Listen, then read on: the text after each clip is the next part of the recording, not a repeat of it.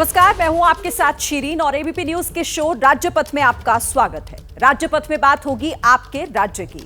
सबसे पहले आपको लिए चलते हैं देश के सबसे बड़े सूबे उत्तर प्रदेश में, जहां संभल में 14 दिसंबर को मिले मंदिर और कूपों का एएसआई सर्वे किया गया। 4 सदस्यों की टीम ने संभल के 24 जगहों का सर्वे किया और कार्बन डेटिंग की। सर्वे टीम मंदिर की उम्र पता लगाने की कोशिश में जुटी हुई है। 40 साल बाद 14 दिसंबर को संभल में कार्तिकेय मंदिर का खुलासा हुआ। मंदिर मिलने के छठे दिन एएसआई की टीम मंदिर के सच की तलाश में कार्बन डेटिंग करने पहुंची। संभल के डीएम ने 18 दिसंबर को पुरातत्व विभाग से मंदिर और उससे जुड़े जगहों की कार्बन डेटिंग के लिए कहा था, जिसके बाद 4 सदस्यों की टीम, जिसमें उत्खनन एवं अन्वेषण अधिकारी राम विनय, सहायक पुरातत्व अधिकारी डॉक्टर कृष्ण मोहन दुबे, सर्वेक्षक अनिल कुमार सिंह और पुरातत्व विभाग के कर्मचारी हिमांशु सिंह थे। पुरातत्व विभाग के चारों सदस्य 20 दिसंबर की सुबह से लेकर दोपहर 3:30 बजे तक एक चीज की जांच की, कार्बन डेटिंग की। संभल में स्थित 5 तीर्थ भद्रकाश्रम, स्वर्गदीप, चक्रपाणी, प्राचीन तीर्थ शमशान मंदिर समेत 19 कूपों का निरीक्षण किया।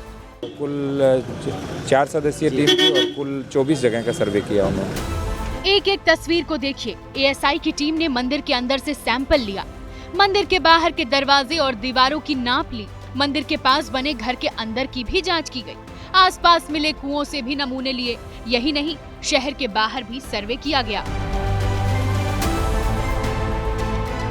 अलग अलग हैं, जैसे चतुर्मुख कूप है उसका निरीक्षण किया है, ये जो मोक्ष कूप है उनका किया है। तो जितने कूप थे उन सभी का एक बार कर लिया, क्योंकि पैमाइश उन्होंने कहा था वो करवा के हमने पहले रख ली थी ताकि किसी प्रकार की देरी नहीं हो। 8 से 10 घंटे के सर्वे के बाद भी शायद अभी काम पूरा नहीं हुआ है। डीएम का दावा है कि सर्वे करने वाली टीम अभी संभल में रुक सकती है। तो ये टीम अभी तक रहेगी, अभी रुकेगी एक दिन और? मैं भी आज रात को निकले या कल निकले। अच्छा, एएसआई की टीम को सर्वे में क्या मिला, इसका अभी खुलासा नहीं हुआ। 1978 के दंगों के बाद यहाँ रहने वाले हिंदू पलायन कर गए थे। उसी वक्त इस मंदिर को भी बंद कर दिया गया था। लेकिन नवंबर में संभल के हिंसा के बाद जब अवैध निर्माण की जांच चल रही थी, उसी दौरान 14 दिसंबर को पुलिस प्रशासन को ये मंदिर मिला। 46 साल बाद 15 दिसंबर को खोला गया और पूजा पाठ शुरू की गई। अब कार्बन डेटिंग के जरिए इस मंदिर के सच को जानने की कोशिश हो रही है। एएसआई की रिपोर्ट के बाद सच से पर्दा उठ जाएगा। और भोपाल में इनकम टैक्स विभाग ने रेड की। रेड के दौरान लावारिस कार से इतना सोना और कैश बरामद हुआ जिससे किसी के भी होश उड़ गए। ये रेड त्रिशूल कंस्ट्रक्शन, क्वालिटी ग्रुप समेत कुछ कारोबारियों के यहां की गई है।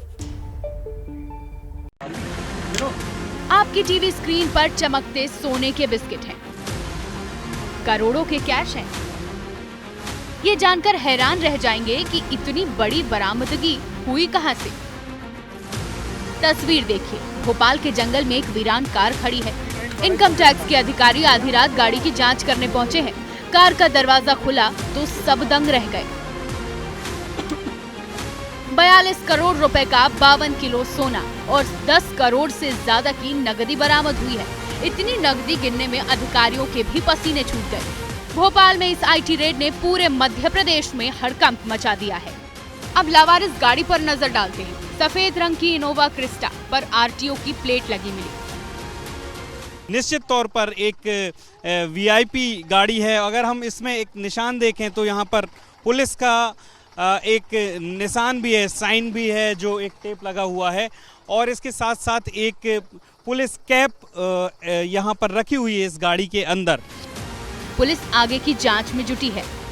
रेड कार्रवाइयाँ चल रही हैं, उसको लेकर के किसी ने हो सकता है इस प्रकार से लावारिस अवस्था में वहाँ पर अपना जो संपत्ति है उसको छोड़ा होगा। ये MP 07 नंबर की गाड़ी है जो कि चेतन सिंह गौड़ के नाम से है। 52 किलो सोना और लगभग 10 करोड़ से ज्यादा कैश मिलना कई सवाल खड़े करता है। 52 किलो सोना और 10 करोड़ की नकदी आखिर किसकी है? इतनी बड़ी रकम वीरान जगह पर छिपाई गई, आखिर इतने पैसों से क्या करने की प्लानिंग थी? इन सवालों का जवाब भोपाल में इनकम टैक्स की चल रही मुहिम से पता चलता है। 3 दिन में भोपाल में 3 बड़े छापे मारे गए। पहली रेड त्रिशूल कंस्ट्रक्शन और क्वालिटी कंस्ट्रक्शन के यहाँ पड़ी। 3 करोड़ कैश बरामद हुआ। कई IAS अधिकारियों के नाम सामने आए। दूसरा एक्शन आरटीओ के रिटायर्ड कर्मचारी सौरभ शर्मा के ठिकानों पर हुआ। 2.5 करोड़ नकदी और 40 किलो से ज्यादा की चांदी बरामद हुई। और अब आरटीओ की प्लेट लगी एक लावारिस गाड़ी में सोना और कैश मिला है। सूत्रों की माने तो इन तीनों एक्शन का आपस में बड़ा लिंक है, क्योंकि सफेद रंग की ये गाड़ी जिस चंदन सिंह की बताई जा रही है वो सौरभ शर्मा का करीबी बताया जा रहा है। और महाराष्ट्र में दो पड़ोसियों के बीच की लड़ाई ने एक अलग ही मुद्दा पकड़ लिया है। महाराष्ट्र में इस लड़ाई ने मराठी बनाम उत्तर भारतीय के विवाद को जन्म दे दिया है।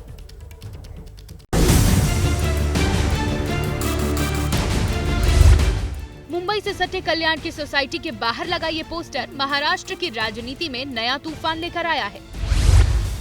मामला एक बार फिर मराठी बनाम उत्तर भारतीय का हो चला है। कल्याण में योगी धाम इलाका है। उसी इलाके की अजमेरा हाइट सोसाइटी के बाहर लोगों की भीड़ लगी है।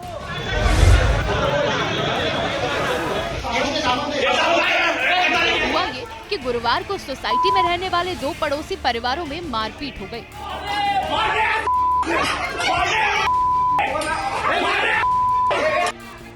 फ्लैट के दरवाजे पर मारपीट का ये वीडियो सोशल मीडिया पर वायरल हो रहा है। गाली गलौज भी हुई, जिसे हमने बीप कर दिया है। मारपीट में अभिजीत देशमुख नाम का एक शख्स जख्मी हुआ है, जिसका अस्पताल में इलाज चल रहा है। धूप और अगरबत्ती से निकले धुएं को लेकर गीता और अभिजीत देशमुख के बीच में कहासुनी हुई। बात खाने पीने के अंदाज तक पहुंच गई। आरोप ये है कि अधिकारी अखिलेश शुक्ला ने अपने जानने पहचान वालों को बुलाया और उन्होंने अभिजीत देशमुख के घर में पहुंचकर उनके परिवार से मारपीट की। आरोपी अधिकारी अखिलेश शुक्ला उत्तर भारतीय है, जबकि देशमुख मराठी है। मारपीट का ये वीडियो वायरल हुआ तो राजनीति भी शुरू हो गई। एमएनएस ने तुरंत मोर्चा संभाला। सोसाइटी के बाहर सैकड़ों लोग जुट गए। उद्धव ठाकरे की शिवसेना ने उत्तर भारतीय बनाम मराठी का रंग दे दिया। ये जो लोग आते हैं बाहर से, हम उनको स्वीकार करते हैं, लेकिन महाराष्ट्र में बीजेपी की सरकार आने के बाद उनकी हिम्मत बढ़ गई है कि ये मराठी लोगों को ही मुंबई से निकालना चाहते हैं। तो आप हमारे पे हाथ उठाएंगे तो हाथ काट कर फेंक देंगे। राजनीति शुरू हुई तो मामला नागपुर में चल रहे विधानसभा सत्र तक पहुंचा। सरकार हरकत में आई। आरोपी अधिकारी अखिलेश शुक्ला को नौकरी से निलंबित करने का आदेश सदन में सीएम ने दे दिया। अखिलेश शुक्ला एमटीडीसीचा कर्मचारी आहे, त्याच्यावर एफआयआर नोंद झालेला आहे। त्याला तात्काळ निलंबित करण्याची कारवाई या ठिकाणी करण्यात येते आहे।